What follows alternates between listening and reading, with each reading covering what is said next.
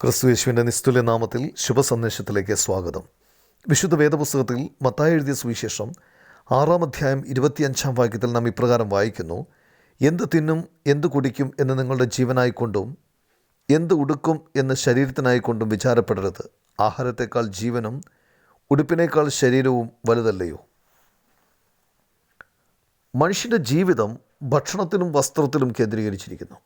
അവർക്ക് ജീവിതത്തിൻ്റെ അർത്ഥം അറിയില്ല. നാളത്തെക്കുറിച്ച്, അല്ലെങ്കിൽ 10 ദിവസത്തേക്ക്, അല്ലെങ്കിൽ 1 മാസത്തേക്ക്, അതുമല്ലെങ്കിൽ അടുത്ത 20 വർഷത്തെക്കുറിച്ച് എന്ത് കഴിക്കും, എന്ത് കുടിക്കും, എന്ത് ധരിക്കും എന്ന് തൻ്റെ ശരീരത്തെക്കുറിച്ച് ഓർത്ത് മനുഷ്യൻ വിചാരപ്പെടുന്നു.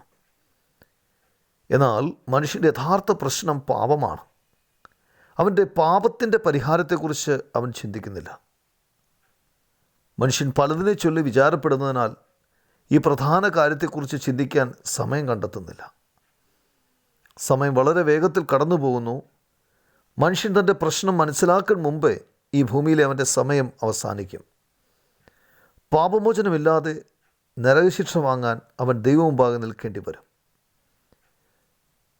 മനുഷ്യൻ്റെ പാപം മനുഷ്യനെ ദൈവത്തിൽ നിന്ന് അകറ്റിയിരിക്കുന്നു. പാപത്തിൻ്റെ ശിക്ഷ നിത്യമായ നരകമാണ്. സ്നേഹവാനായ ദൈവം മനുഷ്യനെ പാപത്തിൽ നിന്ന് വീണ്ടെടുക്കാൻ കർത്താവായ യേശുക്രിസ്തുവിനെ ഈ ലോകത്തിലേക്ക് അയച്ചു. അവൻ മനുഷ്യൻ്റെ പാപഭാരം ഏറ്റെടുത്ത് ക്രൂശിൽ സ്വയം യാഗമായി തീർന്നു. 3-ാം ദിവസം മരിച്ചവരുടെ ഇടയിൽ നിന്നും ഉയർത്തെഴുന്നേറ്റു.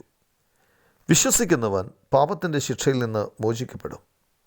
മനുഷ്യൻ്റെ ജീവിതത്തിൻ്റെ ഏറ്റവും വലിയ പ്രശ്നമായ പാപത്തിൽ നിന്ന് മോചനം നേടാൻ നിങ്ങൾക്ക് കഴിയട്ടെ എന്നാണ് ദൈവത്തോട് നിങ്ങൾക്ക് വേണ്ടിയുള്ള ഞങ്ങളുടെ പ്രാർത്ഥന.